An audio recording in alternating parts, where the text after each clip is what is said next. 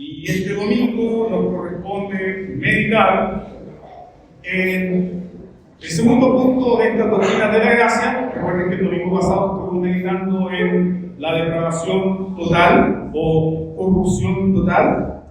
Y hoy nos corresponde concentrarnos en la elección soberana de Dios, o conocido también como elección incondicional. ¿Qué quiere decir esto? Que Dios escoge para salvación sin tener en cuenta o sin prever condición alguna. Es decir, esta elección es una elección soberana que surge del corazón libre y soberano de Dios. Te invito entonces a buscar el texto en el cual vamos a meditar sobre esta doctrina que se encuentra en Romanos, capítulo 9. Romanos, capítulo 9, y nos vamos a concentrar desde el verso 16, desde el verso 6 al 16. Romanos 9, verso 6 al 16. Esta es la bendita palabra del Señor para ustedes. No que la palabra de Dios haya fallado, porque no todos los que descienden de Israel son israelitas, ni por ser descendientes de Abraham son todos hijos, sino en Isaac, que será llamada descendencia. Esto es, no los que son hijos según la carne son los hijos de Dios, sino que los que son hijos según la promesa son contados como descendientes. Porque la palabra de la promesa es esta: por este tiempo vendré y Sara tendrá un hijo.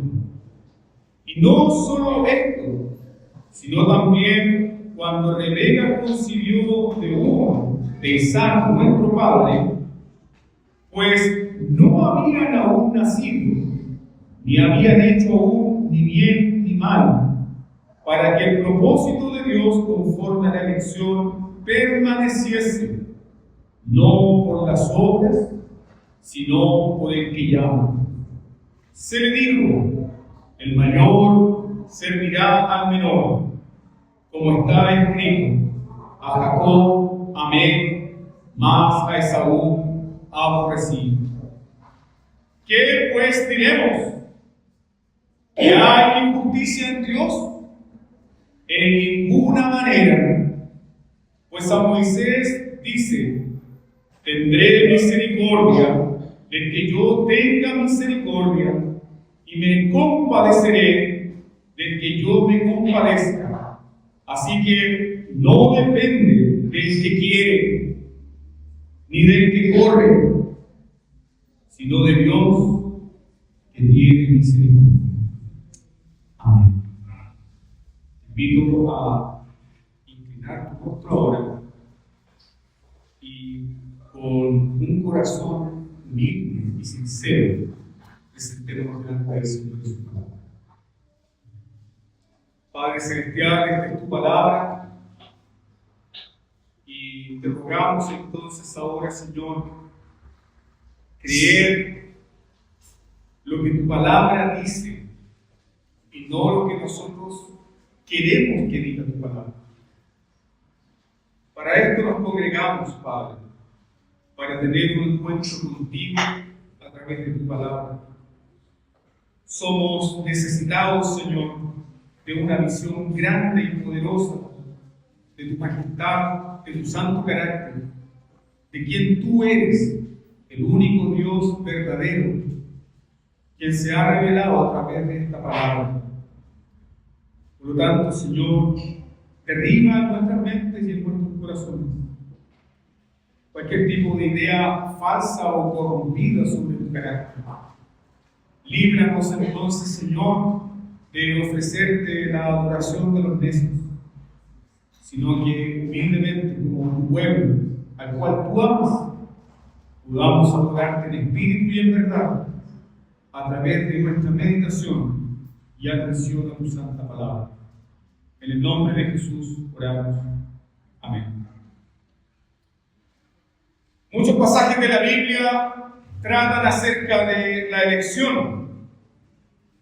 Son muchos los pasajes de la Biblia que hablan de la elección que Dios hace. Son muchos los pasajes de la Biblia donde podemos encontrar la doctrina de la elección. Pero este pasaje en particular es uno de los textos más difíciles. No porque sea incomprensible la doctrina de la elección. No es por eso que es difícil. Es un texto duro. Es un texto difícil. No porque trate sobre la elección, sino porque el propio texto trata acerca de la reprobación. Por eso es un texto difícil. Porque tal vez podemos concentrarnos en la elección, pero oír en primera instancia que Dios es un Dios que reprueba, golpea nuestro orgullo humano.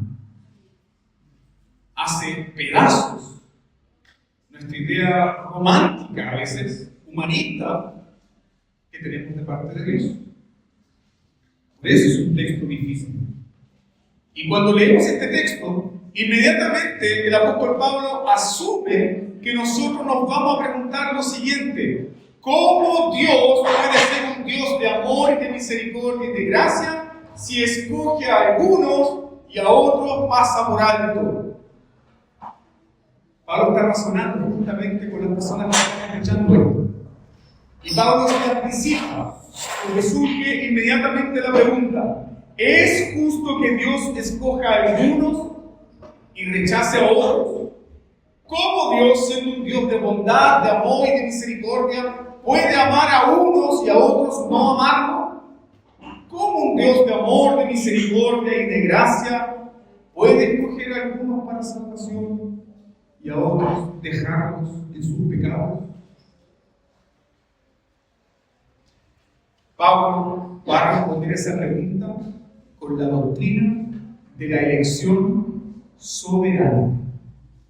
Me gustaría que mediten eso. ¿Por qué Pablo va a responder con la doctrina de la elección soberana esta pregunta? ¿Por qué Dios ama a unos y a otros no? ¿Por qué Dios escoge a unos y a otros no? ¿Por qué Pablo responde con la doctrina de la elección soberana? Simple. Porque no tiene sentido discutir sobre la justicia de Dios, que escoge a algunos para salvación y reprueba a otros, si no creemos que Dios es soberano. No tiene sentido alguno. Si creemos que Dios es soberano, esa pregunta entonces no. Porque estaríamos entonces, nosotros, criaturas caídas, estaríamos tomando a Dios, poniéndonos en el banquillo de los acusados y preguntarle: ¿por qué haces eso? ¿Quién eres tú para que alterques con Dios? ¿Quiénes somos nosotros para rebajar al Dios 3 veces santo y ponerlo en el banquillo de los acusados y decirle: ¿por qué haces esto, esto, otro? No podemos hacerlo.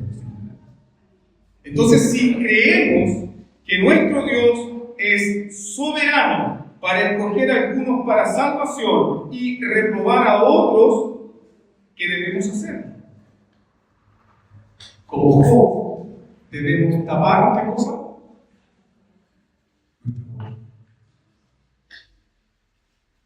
Y como Moisés, ¿qué debemos hacer?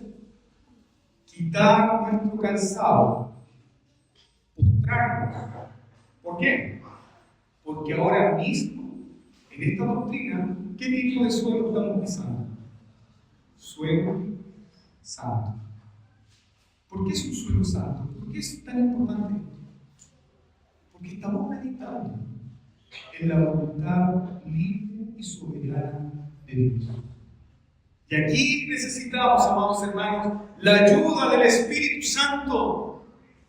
Porque naturalmente nos resistimos contra esto. Porque naturalmente tú y yo tenemos un conocimiento de Dios, como dijo Lutero a Erasmo, un conocimiento de Dios demasiado humano.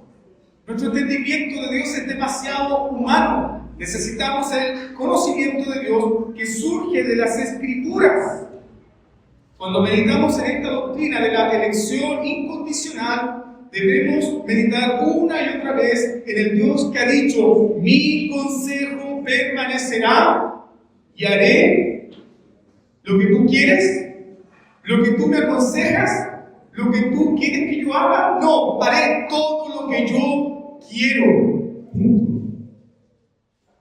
Esto no es un diálogo con nosotros. Esto no es un diálogo con nosotros, hermano. Esta no es una propuesta de lo que a ti te gustaría que fuese. Por eso choca con nuestro orgullo. Por eso choca con nuestro corazón. Porque aquí estamos delante de Dios como criaturas indefensas, débiles, que no podemos cuestionar a Dios. Eso es lo que el apóstol Pablo tiene en mente.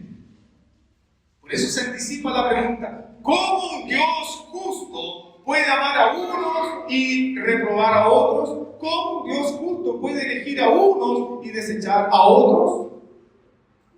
Si crees en la soberanía de Dios, no puedes levantar ningún tipo de acusación. Pero si crees entonces que en última instancia la elección, como dicen los arminianos, depende de la buena voluntad del hombre que va a escoger a Dios o que va a aceptar a Dios en el futuro, entonces la soberanía de Dios queda completamente cuestionada. Dios no lo quiere decir en esta traducción. Dios no lo quiere. Lo primero que el apóstol Pablo nos enseña con respecto a la elección, según el versículo 6, tiene su atención ahí. La elección incondicional no está sujeta ni a raza ni a nación. No es una cuestión de raza, no es una cuestión de etnia, no es una cuestión del pueblo. ¿Por qué? Versículo 6, Pablo dice: porque no todos los que descienden de Israel son israelitas. Entonces, la elección que Dios hace no está sujeta ni a raza, ni a pueblo, ni a nación. ¿De qué depende en definitiva esa elección? Depende de la sola y libre voluntad de Dios. Y esto ya nos pone a temblar a nosotros. Y nos pone a pensar en nuestra propia vida. Porque no existe nada en ti y en mí que mueva a Dios a quién. A amarnos, a tomarnos, a llamarnos, a escogernos. No hay nada. Pablo nos dice que por esta razón, porque la elección no depende ni de raza ni de etnia, por esta razón los judíos rechazaron a Cristo como Mesías. Eso fue lo que ocurrió. Los judíos rechazaron a Cristo como el Mesías cuando habían recibido los pactos, habían recibido la ley, habían recibido las promesas. Y Pablo dice: pareciera que el plan de Dios ha fracasado, ¿cierto? Pareciera que el plan de Dios hubiese fallado, hubiese fracasado. Pero Pablo inmediatamente dice: no, el plan de Dios no falló, el plan de Dios no fracasó. ¿Por qué? Porque Dios no eligió a todos. Ni siquiera eligió Dios a todos los judíos. Mira por favor el versículo 7.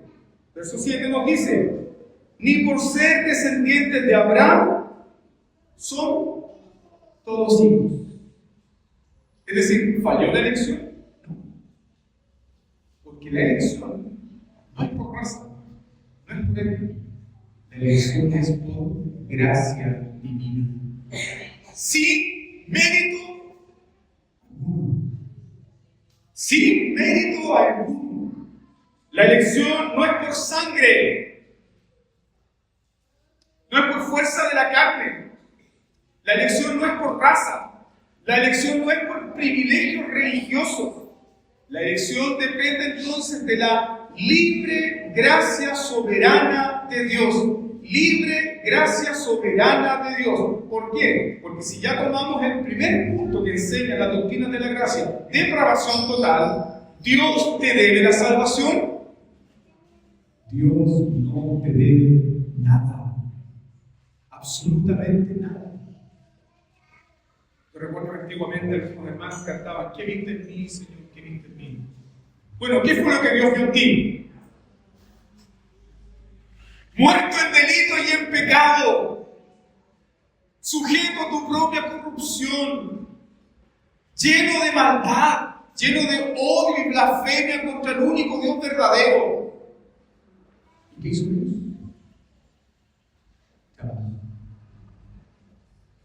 Te escogió. No por obras, para que nadie se ríe. La lección entonces, queridos hermanos, nos está enseñando el apóstol Pablo que depende exclusivamente, no solamente de la gracia, sino que la elección también depende exclusivamente del poder de Dios. ¿Por qué depende del poder de Dios? Porque fue el poder de Dios que se manifestó a Abraham y a los patriarcas para hacer lo que ellos fuesen. Es decir, cuando la descendencia de Israel está entrando a la tierra prometida, ustedes pueden recordar Deuteronomio capítulo 7, versículo 7, donde Dios le dice a los israelitas: yo no los escogí a ustedes porque ustedes eran el pueblo más valiente y más poderoso de la tierra. ¿Qué es lo que Dios dice? Dice que fueron escogidos cuando eran el más insignificante ¿de qué? De todos los pueblos. El más insignificante de todos los pueblos. ¿Cuándo Abraham fue escogido y fue llamado? No porque Dios vio algo en Abraham. Josué capítulo 24, versículo 2 nos dice que Abraham fue llamado cuando Abraham era un idólatra. Cuando Abraham adoraba a dioses extraños en Ur de los caldeos. ¿Vio algo Dios en Abraham? No, Abraham estaba muerto en delito y en pecado. Abraham estaba sumido en la propia oscuridad de su propia corrupción. Pero Dios lo llamó. ¿Y por qué Dios lo llamó? Porque Dios lo había escogido desde antes de la fundación del mundo. La historia propia de Israel, ¿cómo comienza? La historia propia de Israel, Pablo nos dice que comienza con la elección de Abraham. Comienza con el llamamiento de Abraham. Comienza con la elección libre y soberana que Dios hizo de Abraham. Pero ¿eso qué no significa? Eso no significa que todos los descendientes de Abraham eran salvos. Eso lo deja muy claro Pablo. Mira por favor el versículo 7 nuevamente. ¿Qué dice el versículo 7? Ni por ser descendientes de Abraham son todos hijos, sino en Isaac, que será llamada descendencia. Entonces, ¿quiénes son los hijos de Abraham? ¿Los que tienen la circuncisión? ¿Quiénes son los hijos de Abraham? ¿Los que tienen la sangre de Abraham? ¿Quiénes son realmente los hijos de Abraham? Filipenses capítulo 3, versículo 3. Porque nosotros somos la circuncisión, los que en espíritu servimos a Dios y nos gloriamos en Cristo Jesús, no teniendo confianza en la carne. ¿Eres un hijo de Abraham? ¿Eres una hija de Abraham? ¿Tienes la fe de Abraham? ¿Has conocido al Dios de Abraham? ¿Has conocido al Dios poderoso de Abraham? ¿Tienes la fe de Abraham? ¿Cuál es la fe de Abraham? Dice Pablo, Filipenses 3:3. Aquellos que se glorían en ¿quién? Cristo Jesús. Aquí nosotros podemos recordar Juan capítulo 8. Jesús dice: Abraham vio mi día y se gozó. ¿Cómo fue salvo Abraham? Por la fe. ¿Cómo fue escogido Abraham? Por la libre, soberana gracia de Dios, sin mérito, sin obra. Entonces, ¿quiénes son los descendientes de Abraham? Los que tienen la fe de Abraham. No es un asunto de raza, no es un asunto de sangre, es solamente por el poder y la gracia de Dios. Eso es justamente lo que enseña el Evangelio de Juan. Vamos a Juan capítulo 1. Juan capítulo 1. Y consideren por favor los versículos 11 al 13. Juan 1, 11 al 13. A los suyos vino, y los suyos no le recibieron. Mas a todos los que le recibieron, a los que creen en su nombre, les dio potestad de ser hechos hijos de Dios. Escuche bien esto. Los cuales no son engendrados de sangre, ni de voluntad de carne, sino ni de voluntad de varón, sino de Dios. ¿Quiénes son los hijos de Abraham? Los que son engendrados por el poder de Dios. ¿Quiénes son los hijos de Abraham? ¿Quiénes son los que tienen la fe de Abraham? Ni carne ni sangre, sino aquellos que son engendrados por el poder de Dios. Yo quiero que mediten eso. Justamente por esa razón, Dios le dijo a Abraham: en Isaac te levantaré descendencia, no en Ismael. En Isaac te levantaré descendencia. ¿Qué está haciendo Pablo aquí hábilmente? Está poniéndonos un contraste intencional entre Isaac e Ismael. ¿Por qué? Porque más allá de la verdad obvia, esta es una verdad obvia, de que Dios escogió a Isaac, pero ¿a quién rechazó? A Ismael, eso es obvio, ¿cierto?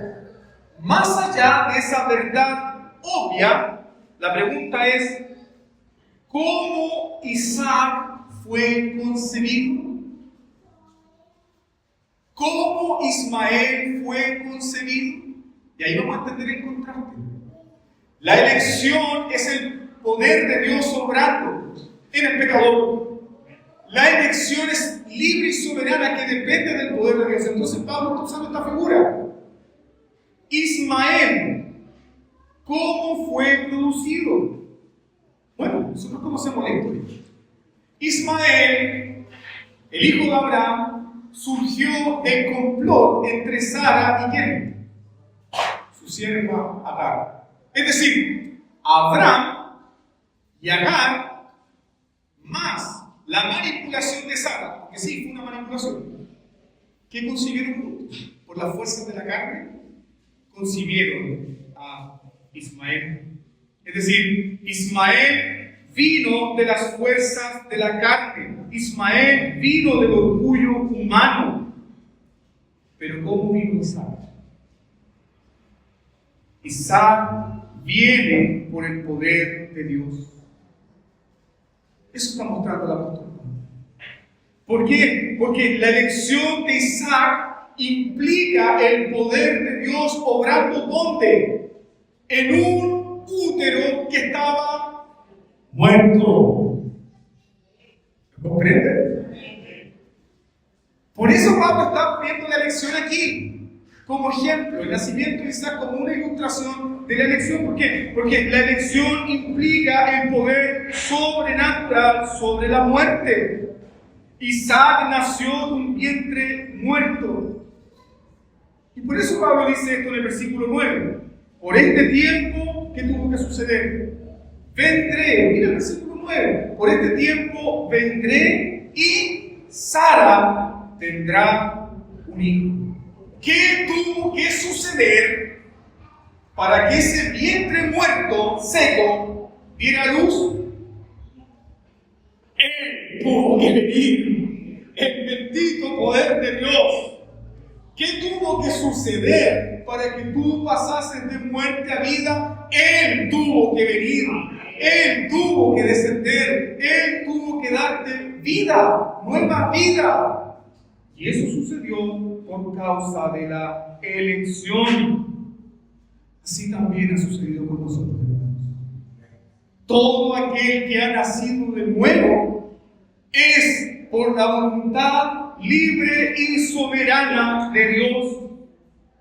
Recibimos la regeneración por causa de la elección. Es decir, Dios escoge a su pueblo, Dios escoge a sus hijos, y aquellos que escogió Dios, a ellos los llama irresistiblemente por el Espíritu Santo, y a ellos los hace nacer de nuevo, la regeneración. ¿Qué se necesita para que un pecador viva para Dios? Nada más y nada menos que la propia vida de Dios. Es un asunto de vida. Por eso se pone este ejemplo aquí. Sara no podía concebir. De un útero muerto, lo único que saldría sería muerte. Pero la vida de Dios vino a Sara. Por lo tanto, el nacimiento de Isaac fue un milagro. Yo te pregunto, ¿y tu conversión? ¿Crees en un milagro o no crees? Sí, es un milagro. Es un milagro de la pura gracia de Dios. No, pastor, lo que pasa es que yo desde pequeño estuve buscando al Señor. Yo siempre en mi corazoncito tenía sentimientos por Dios y me acordaba de Diosito y lloraba. No hay quien busque, no hay quien corra, no hay justo ni aún uno. ¿Quién te llamó? ¿Quién te apartó? ¿Quién providencialmente puso alrededor de tu vida la luz del conocimiento del Evangelio?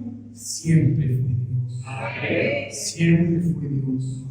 Y así será por los siglos de los siglos. ¿Por qué? Porque mi consejo permanecerá y haré todo lo que yo quiero. La elección soberana de Dios descansa en el carácter libre y soberano de Dios. Pero supongamos que estamos debatiendo con un arminiano. Y el arminiano nos puede decir, sí, ok, pero Ismael no era judío. Jaque mate. Ismael no era judío, no era de sangre pura porque era mezclado, era un mestizo, hijo de Abraham por la egipcia Agar. Así que no hay sangre pura, por eso ahí no hay elección. Esa fue la razón por la cual no fue elegido. ¿Cómo responde Pablo a esa objeción? Mira por favor el versículo 10. Pablo se anticipa a eso. ¿Cómo Pablo responde en el versículo 10? No solo esto, sino también cuando Rebeca concibió, ¿a quién? A Jacob y a Esaú. Jacob y Esaú nacieron de los mismos padres judíos, ¿no? Jacob y Esaú eran hebreos de hebreos, ¿sí? Jacob y Esaú compartieron ¿qué? Además, ¿qué compartieron? El mismo útero, eran mellizos. ¿A qué nos dice la palabra? Antes de que naciste. A Jacob amé, a Esaú aborrecí. Una hermana de una iglesia de Charles Spurgeon, luego de predicar justamente este pasaje, le dijo a Spurgeon, señor Spurgeon, yo no entiendo la elección. No entiendo la elección. No entiendo cómo Dios reprobó a Esaú. Y Spurgeon dijo, sí, yo no entiendo eso. Lo que no entiendo es cómo Dios amó a Jacob. Cómo Dios amó a Jacob. Medita por un momento en la etimología del nombre Jacob. El ladrón, el mentiroso, el usurpador, el pillo. ¿Cómo Dios puede amar a un hombre así? Por la gracia de Dios. La pura gracia de Dios. Una gracia que es libre y soberana. Ahí nos comprendemos entonces que la elección no es por raza, la elección no es por mérito, la elección es por gracia. Y según Efesios capítulo 1, versículo 5, se nos dice que la elección es producto del puro afecto ¿de qué? Puro afecto de su voluntad. Puro afecto de su voluntad. ¿Por qué Dios escoge? Por el puro afecto de su voluntad. Versículo 11 nos dice, pues no habían aún nacido, ni habían hecho aún ni bien ni el mal, para que el propósito de Dios, conforme a la elección, permaneciese, no por las obras, sino por el que llama. Medita conmigo. ¿Quién elegiría a Jacob? Grafiquémoslo en esto. Tienes un hijo muy trabajador, muy responsable, que con su trabajo aporta todo para la casa. De hecho, el texto bíblico nos dice que Isaac se alimentaba de la casa de Isaac. Perdón, que Isaac se alimentaba de la casa de Esaú, porque Esaú era un hombre de campo, era un hombre de casa, era un hombre fiero. Él aportaba. Mientras que Jacob, digamos los términos chilenos, era más responsable. Lo que hoy nosotros diríamos un pavo. Humanamente, ¿dónde ponemos las fichas? ¿Dónde ponemos nuestra esperanza? Por supuesto que vamos a amar y vamos a tener cierta condescendencia con aquel que está aportando a la casa. Y al otro siempre lo vamos a ver como el buen chileno, un cacho. Dios a quien ama. Dios ama al cacho.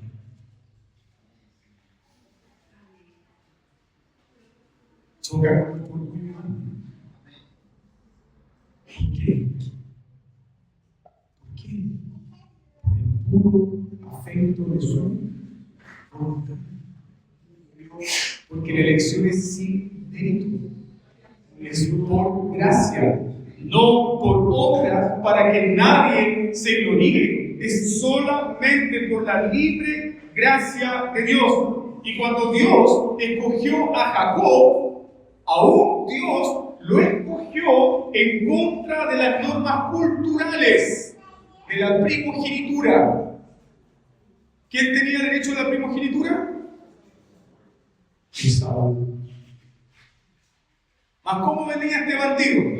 Agarrándole el pie a Esaú. Y por eso le pusieron Jacob. Pero ¿qué había dicho Dios antes de que naciera? Dios dijo: el mayor servirá al menor. ¿Quién puede determinar esto? Mi consejo permanecerá y haré todo lo que yo quiero. Punto. Descansa entonces en la libre y soberana voluntad de Dios. Eso nos enseña entonces que la elección es independiente de cualquier cosa que el hombre pueda hacer. No depende de mérito humano, no depende de un esfuerzo tuyo, ni siquiera depende del bien hecho o del mal hecho. No hay nada de eso en la elección. Eso es la prueba de lo que Pablo dice. No depende del que quiere, ni del que corre, sino de quién. Del que Dios tiene misericordia. Reflexiona conmigo aquí en este punto. ¿Por qué la elección debe ser así? ¿Por qué la elección debe ser libre y soberana? Porque según el versículo 16, Pablo dice, no depende del que quiere ni del que corre. ¿Por qué debe ser así?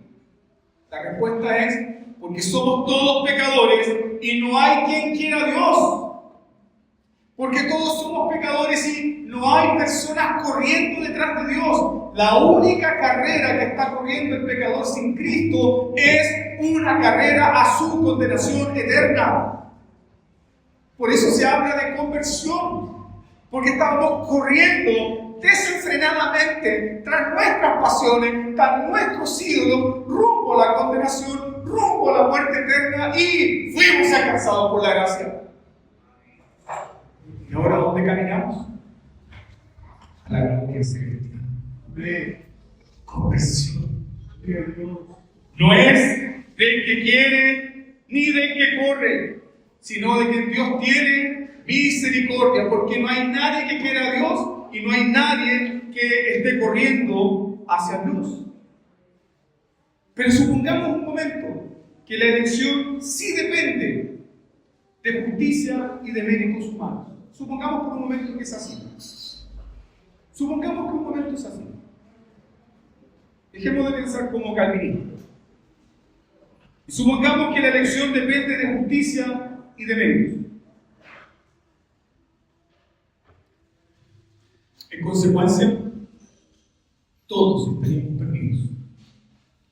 Todos estaríamos perdidos porque la Biblia dice que no hay justo y no hay justo. Y si fuese así, si la elección dependiese de justicia y de méritos, las puertas de los cielos estarían cerradas para los publicanos, prostitutas y pecadores. Las puertas de los cielos se les cerrarían a las prostitutas, publicanos y pecadores. ¿Mas qué dijo Jesús? Ellos van primero en el reino de Dios. ¿Mas qué dijo Jesús? Más de los pobres en espíritu es el reino de los cielos. Esa es la razón, queridos hermanos, por la cual la elección es incondicional. Depende de la sola gracia de Dios. Por un momento supongamos que la doctrina de Pelagio y de Arminio es correcta. Supongamos que Pelagio y Arminio tienen razón y que Dios escoge según el conocimiento previo de nuestra aceptación a Dios, o que Dios escoge según el conocimiento previo de nuestra elección. Entonces, la salvación, como dice Efesios 6, ya no es para la alabanza de la gloria de su gracia. ¿Es para la alabanza de quién? Yo te abrí la puerta de mi corazón. No me la abriste nada. Yo acepté. Yo le dije entra. No. La salvación es para la gloria de la alabanza de su gracia. Porque ¿cómo entramos al reino de los cielos? Entramos por la gracia de Dios. Cuando Dios nos da nueva vida, cuando Dios nos saca de nuestro estado de muerte. Por lo tanto, esta elección soberana nos lleva sí o sí a meditar en lo siguiente. Si Dios es soberano para escoger, también Dios es soberano para qué. ¿Tiene miedo de decirlo? Si Dios es soberano para escoger, Dios también es soberano para renovar, pasar por él. ¿Cómo Dios puede hacer algo así? Si Él es lleno de amor, si Él es lleno de misericordia, si Él es lleno de gracia, ¿cómo Dios puede hacer algo así? Sí, Dios es lleno de amor, Dios es lleno de gracia, Dios es lleno de misericordia, pero hay un atributo que está pasando por aquí. Dios es santo y no tendrá como inocente a quién? A un Padre. ¿Es que acaso existe pecadores 3/4? ¿Es acaso que existen pecadores menos impíos? ¿Es acaso que existen pecadores piadosos que estaban buscando a Dios y Dios dice, yo voy a escoger a este porque este es menos pecador? Todos están muertos en delito y pecado. Todos están destituidos de la gloria de Dios. Entonces la elección te está enseñando qué cosa. Tanto la misericordia de Dios como la justicia de Dios. Si Dios es soberano para escoger, también es soberano para reprobar y pasar por alto. Y ahí Pablo nos dice, a Jacob amé, más Esaú aborrecí. Dios habla en su palabra con toda autoridad sobre la reprobación, sobre cómo Dios pasa por alto a los impíos. Medita conmigo, mira, Proverbios capítulo 16, versículo 4. Todas las cosas ha hecho el Señor para sí mismo. ¿Y qué más hizo el Señor? Aún al impío para el día malo. Juan 17, 12. A los que me diste yo los guardé, y ninguno de ellos se perdió, sino el hijo de perdición, para que la escritura se cumpliese. Judas, versículo 4. Algunos hombres han entrado encubiertamente, los de que antes habían sido destinados para esta condenación, hombres impíos que convierten en libertinaje la gracia de Dios. ¿Qué enseñan estos versículos? Todos estos versículos enseñan que Dios pasa por alto a algunas personas y las destina ¿a qué cosa? A la destrucción de su propia condenación. Dios pasa por alto a algunas personas y no les da salvación y las destina a su propia condenación. Pero pastor, Dios le debe la salvación a todos. No le debe la salvación a ninguno, por cuanto todos pecaron. Dios te debe la salvación. Inclina tu corazón. ¿Tenía algún motivo Dios para salvarte? ¿Tenía algún motivo Dios para mostrarte misericordia? ¿Tenía algún motivo Dios para hacerte nacer en un hogar cristiano? ¿Con un padre cristiano? ¿Estaba obligado Dios a darte un padre pastor? ¿Estaba obligado Dios a darte un padre presbítero, anciano de la iglesia? ¿Estaba obligado Dios a concederte conocer su palabra desde la niñez? ¿Dios estaba obligado contigo? No. ¿Mas por qué lo hizo?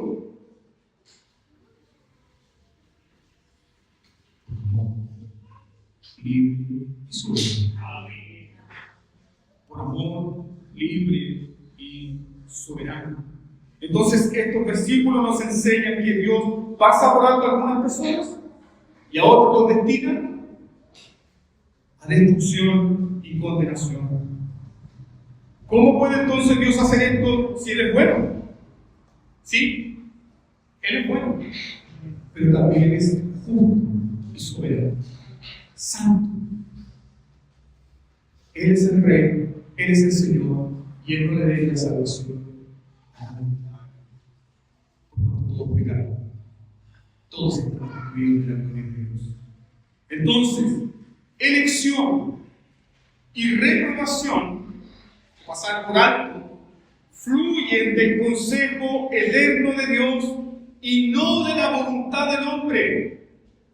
Por eso hemos puesto esta doctrina, porque queremos un Dios a nuestra medida, queremos un Dios conforme a nuestro corazón, queremos un Dios conforme a nuestras emociones, queremos un Dios conforme a nuestros sentimientos, pero no queremos al Dios de la Biblia.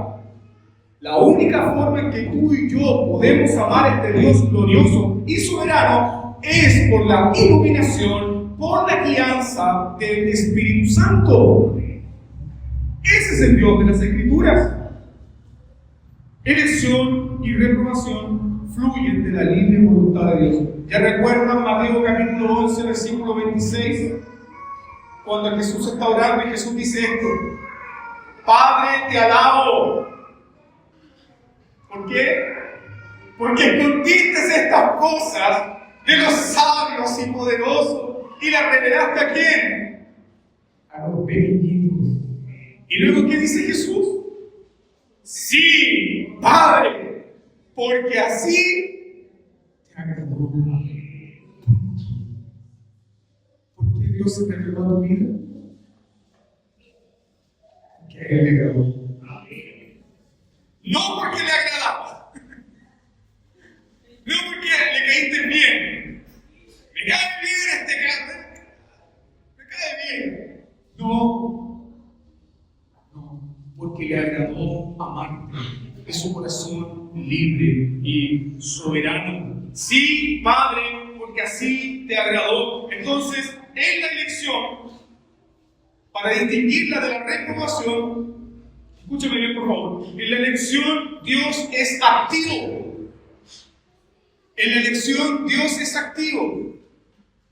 ¿Y cómo vemos la actividad de Dios en la elección? En la elección, Dios interviene. ¿Cuándo interviene Dios? Desde antes de la fundación del mundo. En la elección, Dios es activo porque interviene, porque busca, porque llama, porque rescata con gracia ¿a quiénes? A los que merecen justamente su ira. En la elección, Dios es activo. ¿Con qué tipo de amor te ha amado Dios? con un amor electoral, libre y soberano. Juan Calvino, al momento de partir, dice: en esto pongo mi confianza, no en mis obras, no en lo que yo hice por la iglesia, sino en la libre elección que Dios hizo de mí, una pobre criatura. Y eso es cierto también contigo. ¿Dónde está tu confianza? No me escogiste vosotros a mí, sino que yo escogí vosotros. Mientras que en la reprobación, Dios es pasivo. ¿Por qué Dios es pasivo? Porque Dios deja que los hombres corran tras su propia destrucción. Dios no los incita a pecar. Dios no los fuerza a pecar. Dios no aumenta la pecaminosidad del hombre. Simplemente, ¿qué hace Dios? Dios los entrega a su libre albedrío. Sí, hermanos, nosotros, la Iglesia Presbiteriana, creemos en el libre albedrío. De hecho, la Confesión de Fe de Westminster tiene un capítulo completo a ello. Pero ¿qué enseña del libre albedrío? El libre albedrío del hombre pecador está sujeto ¿a qué? Sujeto a su naturaleza pecaminosa. Por lo tanto, ¿qué va a buscar con ese libre albedrío? ¿Va a buscar a Dios? No, va a buscar lo que dicta, ordena y enseña su corazón caído. Entonces, en la reprobación, ¿qué hace Dios? Dios deja al pecador que corra tras su propia destrucción. ¿Lo interpreta? Dios deja que el pecador corra a su propio juicio. Dios deja que el pecador corra a su propia condenación y que experimente el juicio que merece sus pecados. ¿Cómo puede ser esto, pastor? ¿Cómo puede ser que Dios haga esto? Mira por favor el versículo 21, Romanos 9, 21, que responde la palabra de Dios.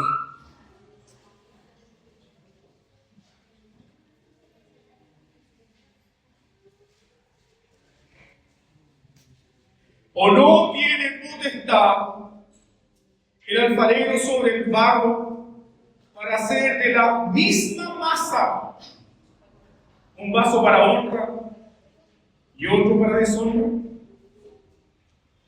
¿Con qué masa Dios escoge y reprueba? El mismo barro pecaminoso, el mismo barro caído, la misma naturaleza caída, la misma masa caída, la misma masa pecaminosa, la misma masa blasfema, la misma masa que odia a Dios. ¿Y qué hace Dios de esa masa? Muestra misericordia, salvando a unos. Dios. Y muestra su santidad y juicio, pasando por alto a otros. Que nos dice Moisés que Él no determina, oh Señor, y glorifica tu nombre, pues solo tú eres santo. Eres santo. Entonces, Dios no crea la incredulidad en el corazón del hombre pecador. Esa incredulidad ya está ahí, ya está en el corazón del hombre caído. Dios no nos fuerza a pecar. ¿Por qué peca el hombre? Por su propia elección. ¿Ya recuerdan los niños por qué mienten? ¿Se acuerdan del segundo pasado? ¿Por qué mienten?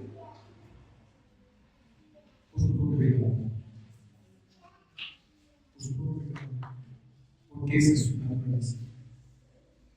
Todo esto entonces nos demuestra lo siguiente: que Dios es un Dios que distingue, es un Dios que elige entre personas igualmente perdidas, de la misma masa, vasos para honra, vasos para deshonra.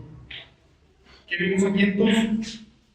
La pura misericordia de Dios en manifestarse a esa masa pecaminosa y concederle ¿qué cosa? Una nueva naturaleza, un nuevo corazón. Veamos las aplicaciones de esta doctrina. ¿Cómo aplicamos esta doctrina en nuestra vida? La elección nos humilla. La elección nos pone de rodillas. La elección quebranta nuestro orgullo humano. Y la elección promueve la adoración. ¿Por qué? Porque ¿quién va a adorar a un Dios que está de brazos cruzados y que está frustrado ante rebeldes pecadores? Dios me llamó a mí un 16 de septiembre del año 96, cuando escuché por primera vez una predicación cristiana. ¿Y de qué estaba predicando el pastor que predicaba en esa época? La elección soberana que Dios hizo de Jeremías. Que me puso de rodillas. Estar delante de un Dios soberano. Estar delante de un Dios todopoderoso. Estar delante de un Dios que no puede ser frustrado por la rebelión del hombre y por los pecados del hombre. La elección nos humilla, la elección nos quiebra. Pero también la elección alienta nuestro evangelismo. Generalmente se acusa a los calvinistas de decir, no, ellos creen en la elección y que no hay que predicar porque los elegidos van a venir de todas maneras. Esa es una caricatura. Porque si creemos realmente en la elección, vamos a predicar el evangelio, vamos a compartir el evangelio. Tú vas a hablar del evangelio en el trabajo, en el colegio, con tus compañeros de trabajo, con tus familiares. ¿Por qué? Porque Dios tiene sus ovejas. Y la Biblia dice, mis ovejas oyen mi voz y me siguen. Mis ovejas oyen mi voz y me siguen. Entonces, la elección no tiene como propósito rechazar al pecador, ¿no? ¿O es que acaso Cristo dijo lo siguiente? Vengan a mí todos los elegidos. ¿Dijo algo de Jesús? Lo dijo. Venid a mí todos los elegidos. No. ¿Qué dijo Jesús? Venid a mí todos los que estáis trabajados y cargados, y yo los haré descansar. Ahora, ¿quiénes van a acudir a Cristo? Jesús también dijo, todo aquel que el Padre me da, vendrá a mí. ¿Y qué dijo Jesús? Y el que a mí viene, no le echo fuera. Entonces, cuando compartimos el Evangelio, hermano, no andes por ahí diciendo, este tiene cara de escogido, le voy a hablar. No se puede hacer eso. Porque eso está en el decreto santo de Dios. Se te llama a predicar el Evangelio libre a toda criatura. Y se nos asegura lo siguiente, que los que son de Dios, ellos vendrán. Y ellos vendrán irresistiblemente a Dios. Por lo tanto, predica, enseña el Evangelio, comparte el Evangelio, habla de las buenas nuevas de Jesús a todos. Incluso a ese que dice, no, al que no tiene esperanza. ¿Quién eres tú para determinar la salvación? ¿Quién eres tú? La elección descansa entonces en el Dios soberano. Nadie tiene derecho entonces a creer que es un réprobo. Nadie puede decir, no, tiene cara de reprobado. No, porque el Evangelio hace el llamado sincero y urgente a creer en Cristo Jesús para ser salvos. ¿Qué dijo el apóstol Pablo? Todo lo sufro ¿por quién? Por los escogidos. ¿Pablo conocía a los escogidos? No. ¿Pero qué Pablo sabía? Que Dios tiene mucho pueblo, que se llama Dios. La elección y reprobación nos enseña también que el propósito de Dios no fallará. Porque ¿quiénes son los que ceden finalmente a la apostasía? Aquellos que no fueron elegidos para salvación. La elección y reprobación proclaman la gloria de Dios porque nos recuerda que Dios es absolutamente libre y soberano. Pero también la elección y la reprobación son doctrinas que dan gloria a Dios. ¿Por qué? Porque la elección nos muestra la gracia de Dios para escoger, para llamar, para salvar. Pero en la reprobación vemos la gloria de Dios en condenar justamente a los pecadores rebeldes. Me gustaría finalmente entonces que meditando en esto nos demos cuenta de que la reprobación también es una doctrina de la vida.